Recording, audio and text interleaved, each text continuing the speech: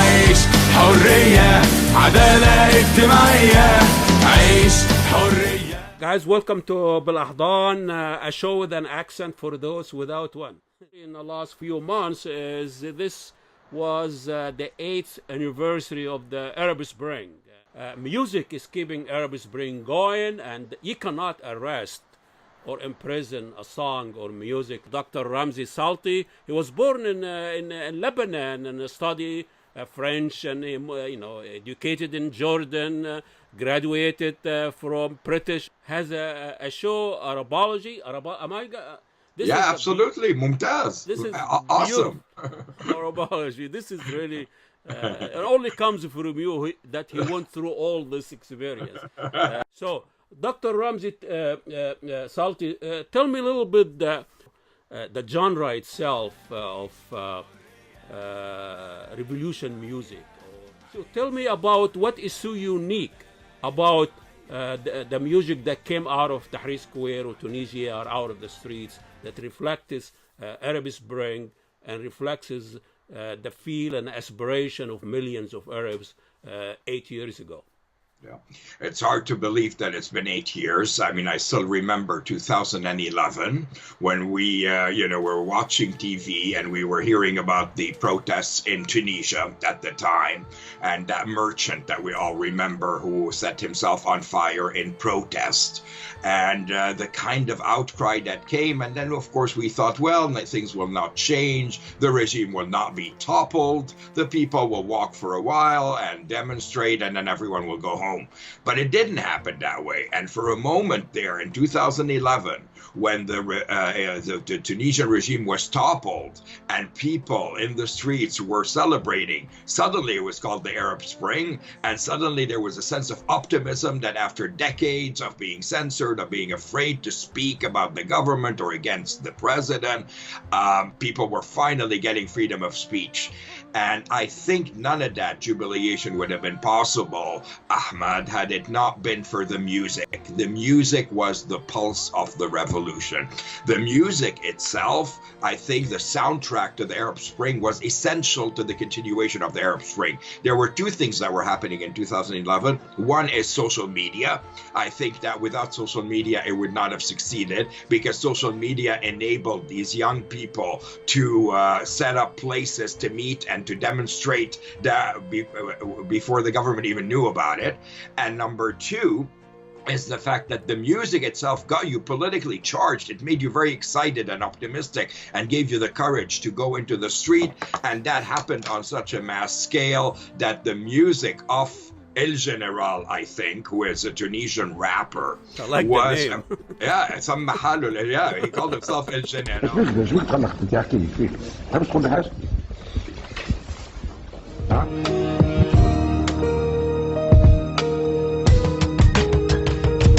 رئيس البلاد أنا اليوم نحكي معاك باسمي واسم الشعب الكل اللي عايش في الأحزاب 2011. ما زال فما شكون يموت بالجوع، حب يخدم باش يعيش لكن صوته مش مسموع. اهبط للشارع وشوف العباد ولات وحوش، شوف الحاكم بالمتراك تاك ما على بالوش. مادام ما فما حد باش يقول له كلمة لا، حتى القانون اللي في الدستور نفخه وشرب ماه كل نهار. A song, a rap song called Rais Leblad in his Tunisian accent, and that song was like Rais Leblad, oh president of the country, look at your people, we are dying like dogs, we don't have any food, we don't have any rights, we don't have any jobs. Rais Leblad, oh president of the country, help us, right? And that song went viral on the internet. I mean, the guy did not have any money to produce a fancy video, but just the lyrics and that song, you could hear that song in the streets. Of course, El General at the time was arrested by the authorities. He was tortured. He was, he disappeared for a while. People thought, oh gosh, what happened to him?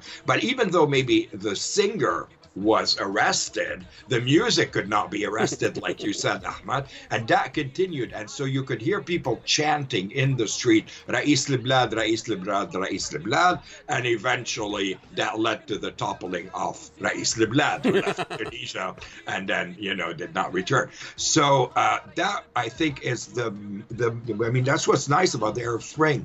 You could trace it down to one incident, which is when that merchant set himself on fire, and one song, which is Rais Blad by El General. Then, of course, the music took over and kept charging people in Egypt, in Tunisia, eventually spilling into Egypt. And there we should mention Amal Mathlouthi.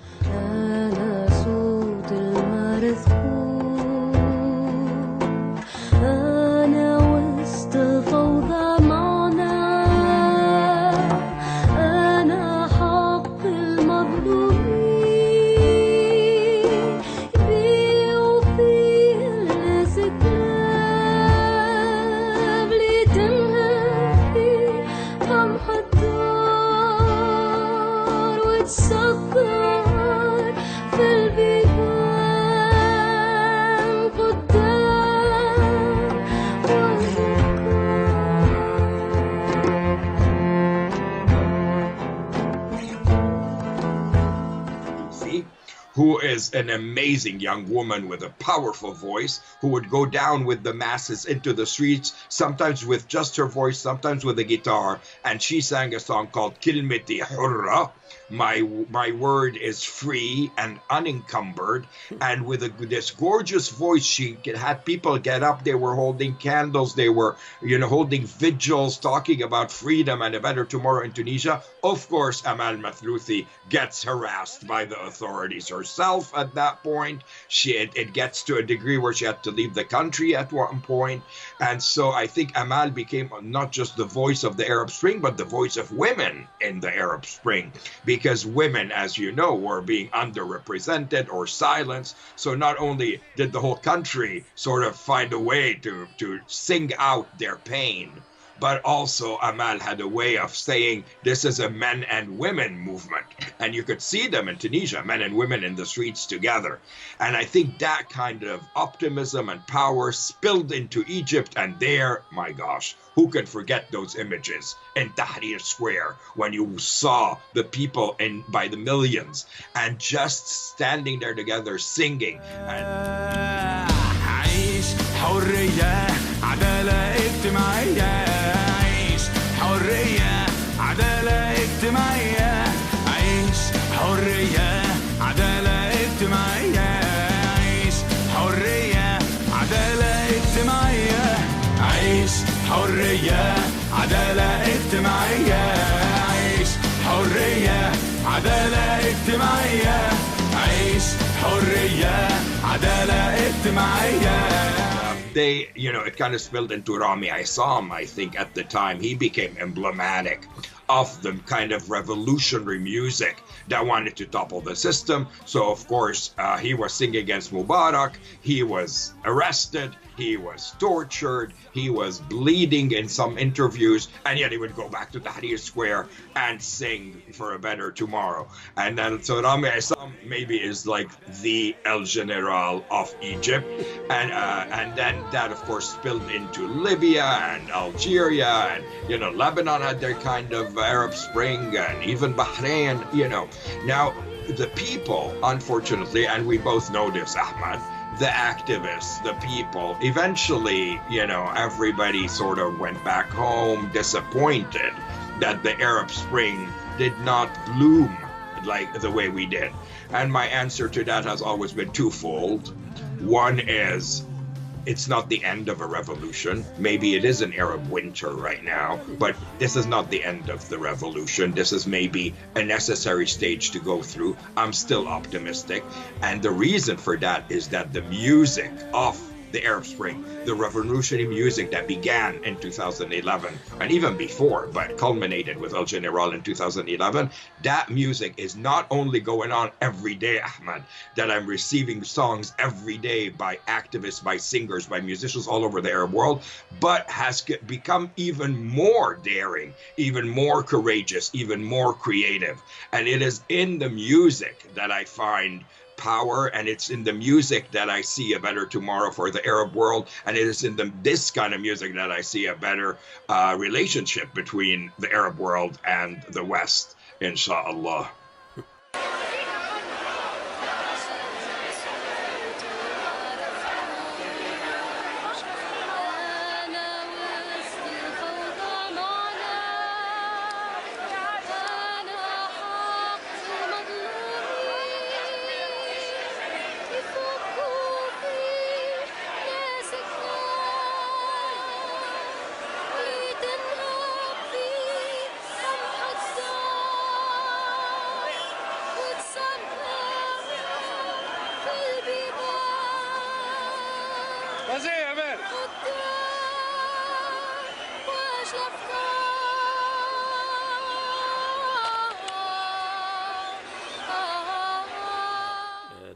Tunisian, her name is Amal?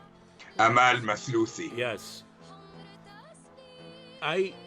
Tell us a little bit about, she was, I saw some of her video, and when she was in the street, listening to her and following her steps.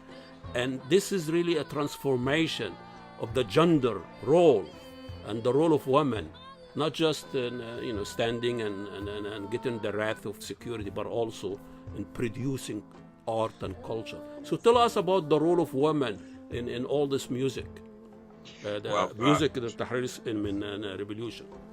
So first of all, I'm so happy to hear you say what I keep telling my students at Stanford, my listeners on the radio, that they can take everything away from you, but they can't take music away from you. You can arrest the artist, you can arrest the musician, but you can't arrest the music itself. Once it's out there and through the internet and through, word of mouth, the music will go on. And so when you talk about Brahim Nagy or you talk about the power of music, I think that is still going on. And that's why I keep doing my radio show, and that's why I keep showcasing new music. Now, the situation of women, Ahmed, is really interesting because historically, when you look at revolutions, women have participated in revolutions. The problem is once the revolution is over, women are sent back to the kitchen. Their women's rights are always deferred.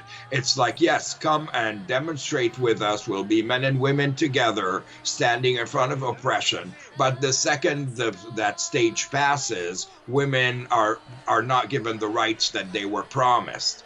And I think Amal Mathlouthi is one of those amazing musicians and women who said, I am part of this revolution. I am going to continue to sing about women's rights and Arab women's rights, particularly long after the revolution itself has faded. And she continues to do that in such amazing, awesome ways. She sings in this powerful Arabic, and the video that you're talking about initially, which is a very simple video of her, I think she's wearing like a red coat, and she is singing Kilmiti Hurra to the system, and everyone's sitting around her. And there was a majority men, but there were women too, Tunisian women in the street with her, and they keep saying, Yalla Amal, sing Amal. And I think at one point you hear in the background some kind of retaliation, whether it is a jeep or an army or somebody coming over, and people get scared for a moment. And she continues to sing, and she calms them down by hitting those notes and reminding them, Ana hurra wa kilmiti hurra. And so you could compare that, Ahmad, which was in 2011 in the street of Tunisia, with a few years later when Amal Mathlouthi was invited to sing that same exact song for the Nobel Prize ceremony. She was invited to sing that exact song in front of so many people who were mainly Western there, but through the internet it was, live, and people watched her sing the same song, only this time she had an orchestra. It was so beautifully done. She had a designer dress on that was done by a Tunisian designer. She brought the same words that she was singing in the street onto such a classy, beautiful, powerful forum. And that way she entered the consciousness of the West.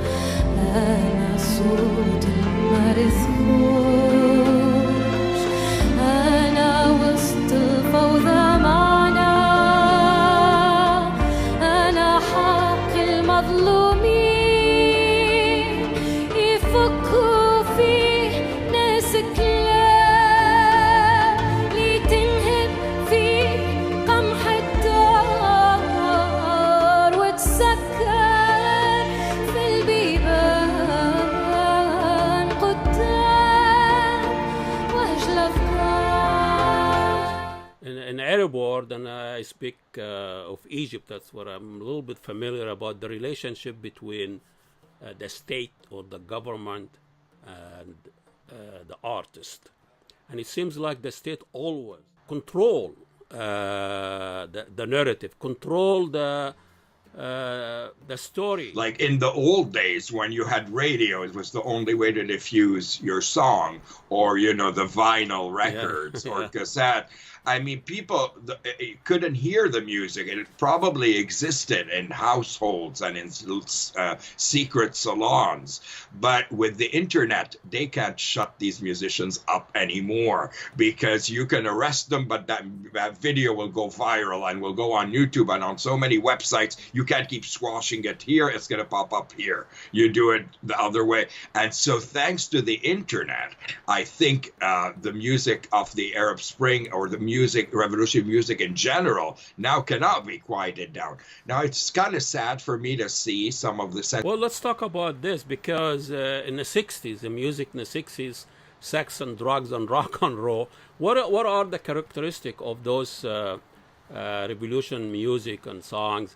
And you talk about the hip-hop was, played a role, especially coming from North Africa, Algeria and Tunisia. The hip-hop music was very, very strong. So tell us a little bit about the characteristic of revolution music in the Arab Spring. Yeah. So the idea of Arabic hip hop, I think maybe 20 years ago, people would have said, what is hip hop and what's so Arab about hip hop? Hip hop, of course, began by African Americans in New York singing, in this kind of rapping, and all this stuff about against the revolution, against the government. It was revolutionary. I mean, hip hop was very dangerous to the establishment, because it gave people of color a new voice, and it was kind of difficult for people to understand, so it was always sort of marginalized. Now hip hop has become mainstream, in the state, and Arabs, and I'm very proud of these young Arab musicians who, instead of saying, well, hip hop is purely Western, has nothing to do with us, they said, no, we are singing about the same things that African Americans are singing about in the streets of New York or Chicago, only we're singing against our oppressive government. So let us take that genre that worked so well, but instead of rapping in English, obviously, they rap in Arabic. And the raps, the poetry, I mean, to me, rap music is poetry. It's modern poetry. When you hear them talking, against the government with this rhythmic kind of, cycle music, and they're like, رئيس البلاد شعبك عم بيموت مثل الكلاب, and it's like, it just gets you going in a way. لكن إلى متى التونسي عايش في الأوهام؟ وينها حرية التعبير؟ ريت منها كان الكلام. سميتو تونس بالخضراء رئيس البلاد. هاكا تشوف اليوم البلاد ولا صحراء مقسومة على زوج ظروف. سرقات بالمكشوف بالخورة من كل بلاد، من غير ما نسمي انت تعرف شكون مهلع عباد. برشا فلوس كانت ماشية مشاريع وإنجازات، مدارس صومي صحات بناءات وتعديلات، لكن ولات الكلاب بفلوس الشعب عباو القروش. سرقوا نهبوا فكوا خطفوا في الكراسي ما سيبوش. نعرف لي برشا كلام في قلب الشعب ما يوصلش، كان جا الوضع من غير ظلم راني اليوم ما نتكلمش. رئيس البلاد شعب بلاد، برشا عباد من زبلة كلاد، هاكا تشوف اش قاعد صاير في البلاد. مآسي بارتو وناس ما قادش وين تبات. You hear a Palestinian, young woman of 18 rapping about what it's like to live in Gaza.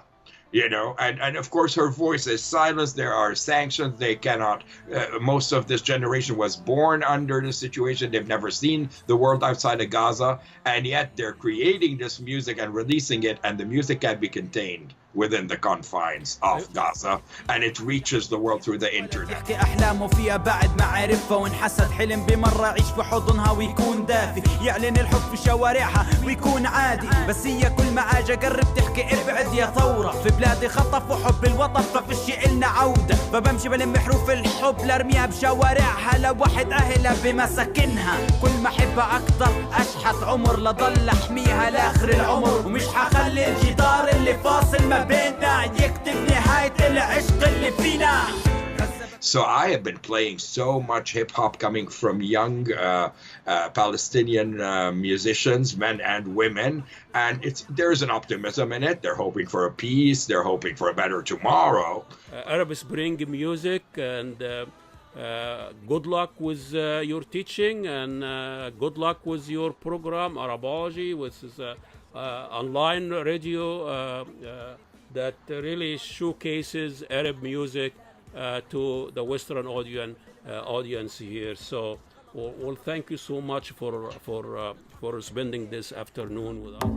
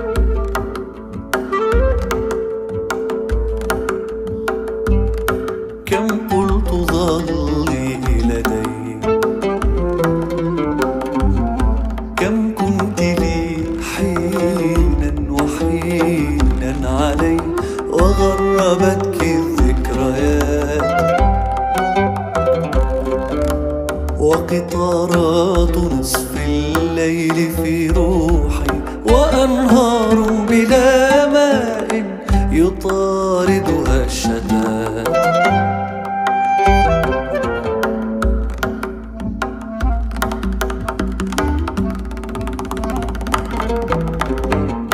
كم قلت ظلي لدي،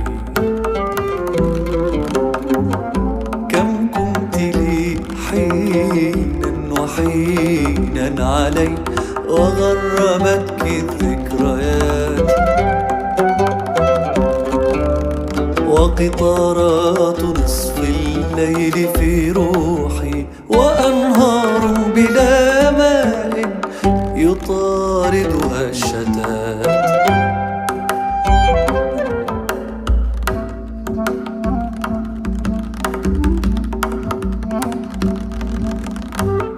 كم قلت ظلي لدي،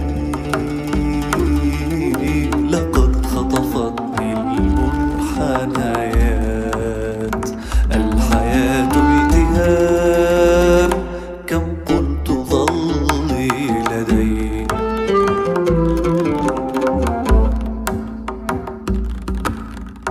تنحني كتمثال على الماء، تآكل من لحظة الشمس.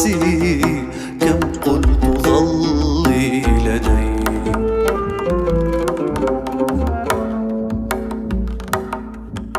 وينزل فوق جبينه الحجري الحمام.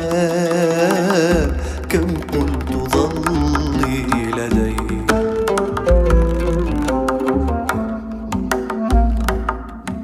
وينزل سيف ذكرى غامض في ظهره. وينزل سيف ذكرى غامض في ظهره. ينام من تعب، ينام من تعب، ينام من تعب، ينام من تعب.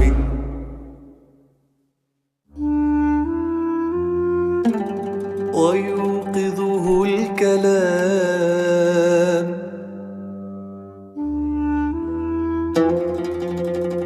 ويوقظه الكلام.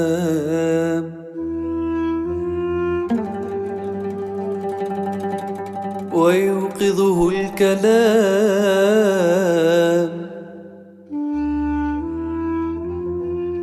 ويوقظه الكلام ويوقظه الكلام. كم قلت ظلي لدي، كم كنت لي حينا وحينا علي، وغربتك الذكريات